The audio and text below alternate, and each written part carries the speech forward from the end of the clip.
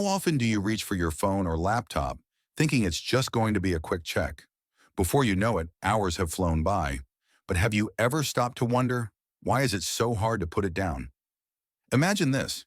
You sit down for what's supposed to be a productive morning. You've got a list of things to do, but instead you find yourself pulled into the endless vortex of the internet.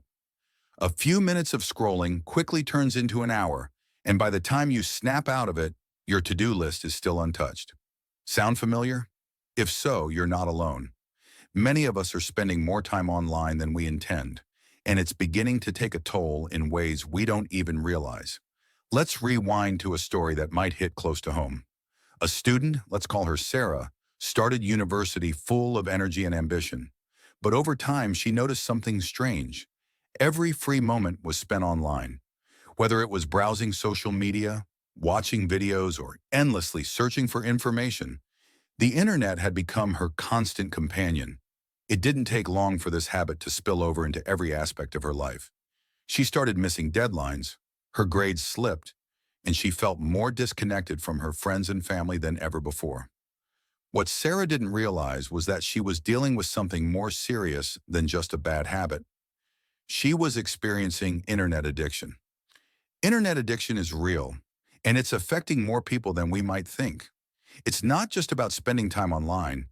It's about a compulsive need to be connected, to the point where it starts to interfere with daily life.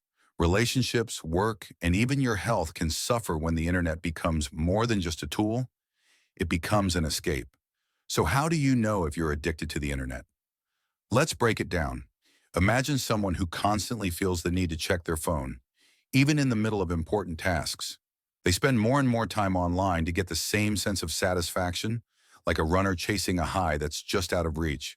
And when they are not online, they feel restless, anxious, or even moody. Sound familiar?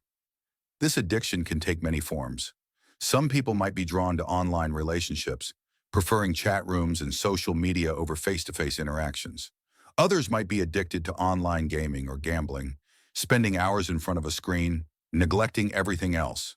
There are even those who obsessively search for information, unable to stop themselves from diving down rabbit holes of endless data. The internet, with its promise of instant gratification, makes it all too easy to fall into these traps. The consequences of internet addiction are far-reaching. For Sarah, it meant falling behind in her studies and feeling more isolated than ever before. But the impact goes beyond just one person. As a society, we're becoming more disconnected from the real world, even as we spend more time connected online.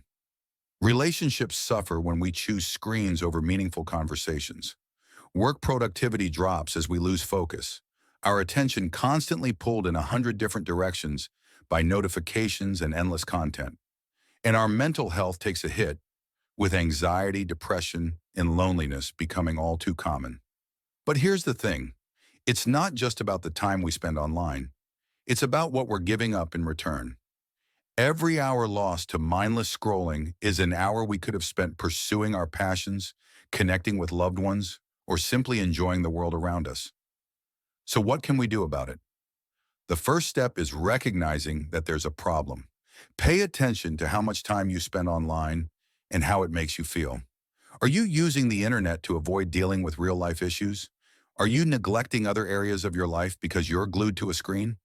If the answer is yes, it's time to take action. Start by setting boundaries for your internet use.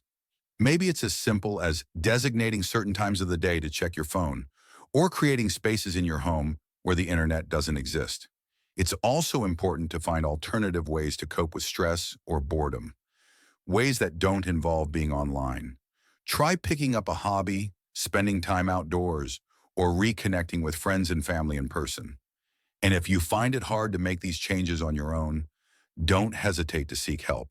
There are professionals and support groups out there that can guide you in breaking free from internet addiction. Remember, the goal isn't to give up the internet entirely. It's to use it in a way that enhances your life rather than controlling it. At the end of the day, it all comes down to this. Who's really in control? Is it you or is it the internet? The more you become aware of your habits, the more power you have to change them. It's time to take back control of your time, your relationships, and your life. With that said, thanks for watching, and until next time.